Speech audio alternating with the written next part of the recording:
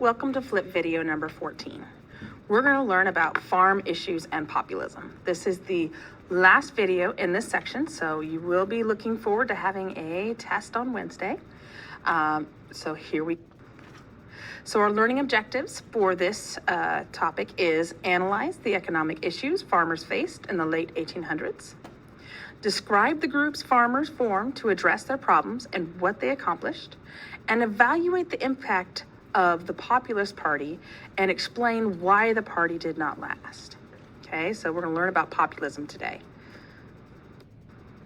Okay, so here's some issues with farm. Between 1870 and 1895, farm prices plummeted. Okay, so they fluctuate, the cost of corn and grain and all that fluctuates just as much as, the worth of money does. Okay, so corn and wheat prices declined just as rapidly. And so cotton sold at 15 cents a pound, okay? But now it's selling for 6 cents a pound, okay? So that's a 60% drop. So it's costing farmers more to produce the corn than it is to sell the corn. So it's more expensive to be a farmer than it is to actually make money off of your product. So big business practices are affecting farmers. This is what's happening, okay? So farmers blame big businesses and railroads for their difficulty. So railroad monopolies charged whatever rates they wanted. All right, so remember when Rockefeller was trying to take over the railroad, when Rockefeller was taking over the oil industry, he bought up all the competition, and one of the ways that he shoved other people out was that he controlled the railroad rates. Well, this affected farmers too. So it didn't just affect the industry that he wanted it to affect, it affected other industries as well. Banks were starting to charge unfair interest rates, okay, because they were able to set their interest rates. They weren't really controlled all that much by the government yet. African Americans faced additional problems, such as dishonest merchants not paying them a fair price for their crops. So if you're a freeman, you're not getting paid what you should get paid. Farmers also felt betrayed politically. Okay, so America had a long tradition of electing leaders from farm states.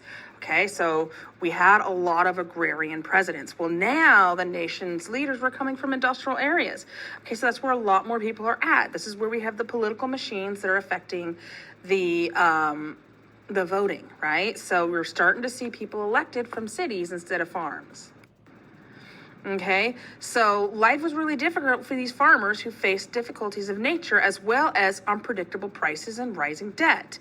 All right, so why do you think a farmer would be willing to put up with this hardship? Why on earth do it? Well, they did it because of the same reasons that our guys from far and away did it. Okay, so they did it because they wanted owning land is a part of their identity. Being able to control your destiny is, and what you do, it's part of your identity. It's part of who you are, right? So that is why they would put up with all of these hardships and struggles, because it was worth it. Okay, so farmers want change, all right? So they created a network of organizations, first in the Midwest and then the South and the West, to address their problems. It's called the Granger Movement, all right? And it's also known as Patrons of Husbandry, okay? So what that does is this Granger Movement is essentially the beginning of a political party, okay? And they're still around today.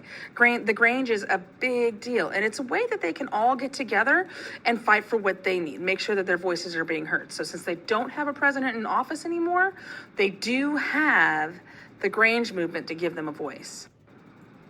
Okay, so the Grange was organized in 1867 by Oliver H. Kelly.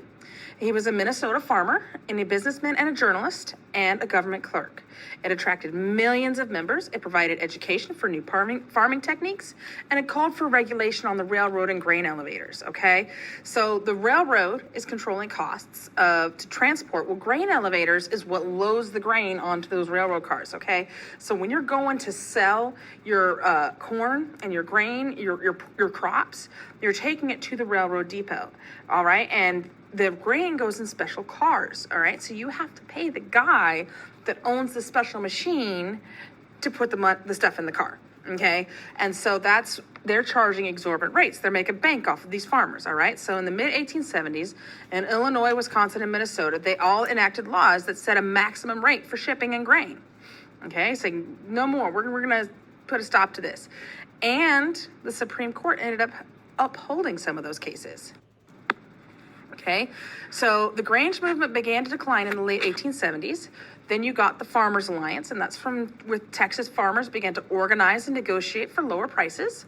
Local organizations linked together to form the Farmers Alliance, and it wanted government to regulate interest rates on loans for farmers. Okay, so these farmers, for a while there, they're making a lot of extra money, right? And so they're able to purchase more land and property and those new farming equipment like mechanical reapers and steel plows. Well, they have to take out loans to do that. And so they wanted to regulate how much the banks are going to charge interest on those loans, because it was becoming a point to where farmers couldn't afford to pay it. Okay. So the Southern Farmers Alliance became an important reform organization, and they formed co-ops to sell their crops, and we still do that today. They called on the governments to provide farmers with low-interest loans, and the goal was to push the cost of doing business down and raise the cost of crops. The price for crops. So they did succeed. The Georgia Alliance led a boycott against manufacturing, who raised the price of the cord that's used to wrap cotton. Okay, so they were able to get the cost of that down.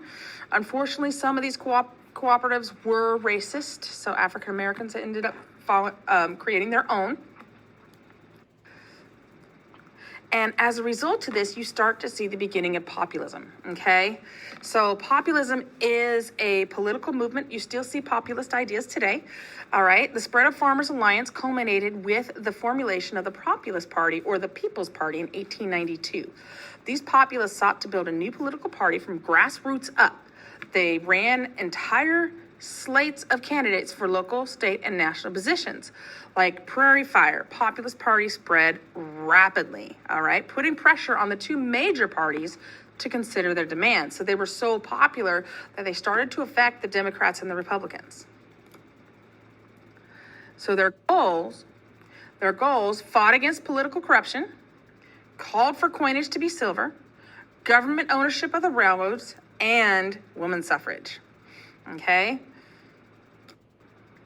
So here's where their early impacts were. In 1892, James B. Weaver won more than 1 million votes for president, and 3 populist governors were elected. All right, so it's starting to catch on. In 1894, populists gains even more seats in state legislatures.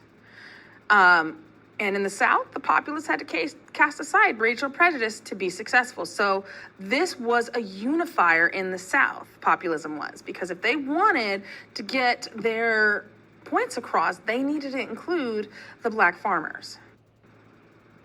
So here's a map taking a look at the growth, all right? So populist representatives in the U.S. Congress are these orange, okay? And populist governors are the shaded ones. So that's a large group of people. Now, some important things to note is, where are they located? All right. So right here in the middle, this is where there's a lot of farming that's going on. Okay. This is right next to the Oklahoma Territory, where you saw that last land rush. Okay. So lots and lots of farming here, lots of farming and ranching here, and lots of farming in California. So populism did eventually decline. So in 1893, a 4-year-long depression began the worsened conditions, not only for already suffering farmers, but for Americans as well. So labor and unrest started to engulf the nation and started to overshadow the populists. But they had one guy, William Jennings Bryan. In 1894, he was the Democratic nominee for president, okay? He had such an impact, he became a nominee for president, okay? He earned the nickname the Boy Orator for his strong debating skills. He was a vocal advocate for the gold standard, and he was very critical of Grover Cleveland for not supporting silver coinage, okay? So his speeches for silver made him popular and earned him the Democratic nomination for president. He was the first presidential candidate to tour the country. Okay, so you got to realize this, and this is why political machines had so much power at the time. Okay, these guys did not tour. All right, they didn't really go out to promote themselves. Other people promoted them.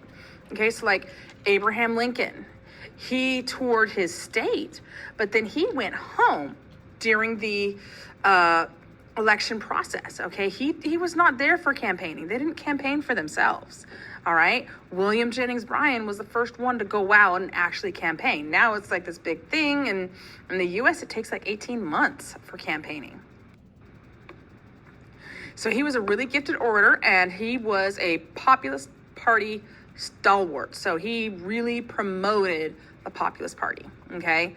And they really promoted him. So here he is. And here is their long-term impact, okay? William McKinley won that election, so he did not win. Bryan's emphasis on monetary reform was not popular enough with the urban workers, okay? So remember, they're starting to go off of the gold standard. They haven't completely gone off of it yet, but they're starting to, which means that his push to keep the money on coins was not as popular. Okay, and there was other things that were going on at the time. We have a big depression going on. We have labor unrest going on. So he did not have the pull with his push over money. Okay, unfortunately, his loss did weaken the Populist Party, and they were effective for nearly a decade. And they inspired other parties, and that's what we're going to start learning about next in the next topic. All right, and that's the Progressive Party. Okay, these are the guys that created the Progressive Party. So yes, the actual Populist Party did dim, but they did come back in the form of the Progressives, okay? And many reforms were prompted by populists, and they are reality. So gradual income tax regulation on the railroads and a more flexible monetary system did come into effect later on. And now the candidates are campaigning directly to the people. So the people now expect candidates to come out and campaign to them. All right, this is probably my shortest video, and I hope that it helped you, and I hope that you watched it. And I'm going to give you a secret word. If you provide me with this word, you will get 10 points extra credit to apply on whatever you want. And that word is Yoda. Have a great weekend, guys.